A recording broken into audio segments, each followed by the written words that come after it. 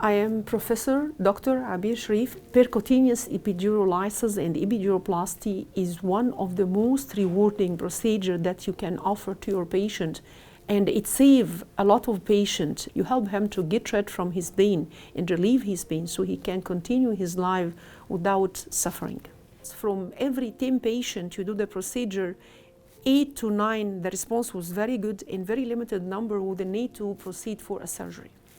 When you combine this epidural lysis with most of the procedure that you are doing, whether it will be radiofrequency ablation of the medial branch, or if you are going the pulsed radiofrequency ablation of the dorsal root ganglion, it will help you much because it opens the spaces. And I implement this in a lot of my patients, and really the result was very good, and the response of the patient was great, and they were very happy with the result that they got. I started Racz Lab since 2019 with Dr. Racz, and at this time I was so impressed with his simple and easy way for delivering very sophisticated knowledge. He makes you love what you want to do.